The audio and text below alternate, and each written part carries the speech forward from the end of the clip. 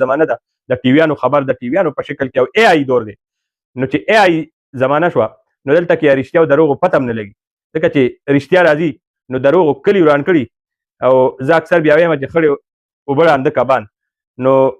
دلته بیا د دې ټول هر څه هغه مثال شي چې خړې اوبه ړانده کبان دي هېڅ څوک هم پس حالاتو نه پوهېږي تر هغې پورې چې عملي قدم اوچت شي او یو کار وشي او دا ډېره غټه خبره راځي د ایراني نایب وزیر خارجه طرف نه چې کوم د سعودي عرب باندې د حملې نه انکار د تیلو چې کوم فیلډ د هغوی په نښه شوی دی نو ایراني نایب وزیر خارجه د هغې نه انکار وکړو چې دا موږ نه دی ویشتی نو دا ډېره د سوچ خبره ده او په داسې صورت کې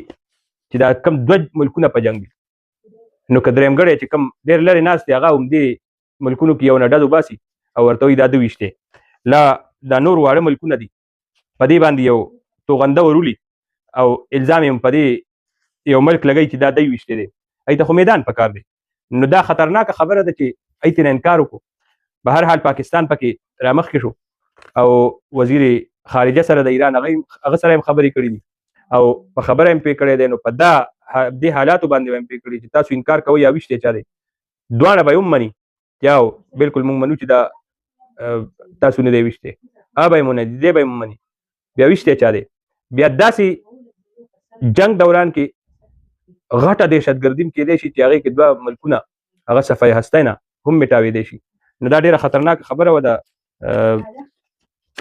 د تیلو د دې فیلډ خبره او بل را روانو ورځو کې پاکستاني قوم ته به دا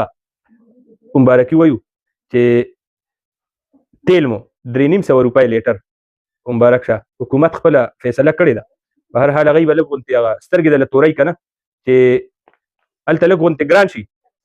نو هلته به کوتک تاسو پسې راوالي او فیصله یې مخکې ځای نه کړې چې ټوله دنیا کې په 300 لیټر نو تاسو باندې به په 350 خرڅوي دا ما چې حساب کتاب لګولو نو د 350 روپو نه هم زیات راځي او تاسو بیا دې کې انکار هم نشئ کولی ویلی هم نشئ ځکه چې جنګ دی نو هېڅ هم نشئ ویلی بس ګیر یئ اوس هم ګیر یئ د دنیا حالات داسې دی الله تعالی دې زموږ د دې ملک محافظ شي او دا زموږ ملک چې د ډاکټر اسرار تقریرونه راولي د دنیا د سکالرانو تقریرونه راولي نو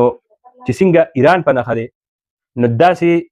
وایي دویمه نښه د اسرائیلي وزیر اعظم میډیا سره خبرې دي میډیا سره وایي لومبنی مو ایران دی او دویم نمبر پاکستان دی نو دې کې بیا د ستا حکومت او ستا مقتدر قوتونه هغه ښودني خو دې دپاره وایم چې په نښه دی نو موږ به دوا کوو د خپل ملک له خپل لیډرشپ له خپلو فوجیانو له خپلو مقتدر قوتونو له او خپل سیاسي قیادت له چې په داسې حالاتو کې دی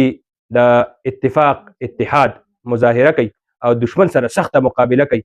او داسې حکمت عملي جوړوي چې تر ننه پورې څنګه پاکستان سرخرو پاتې شوی دی او غټو غټو جنګونو نه غټو مرحلو نه هغه که د روس د وختونه را روان دی او هغه که د دې نه مخکې حالات دي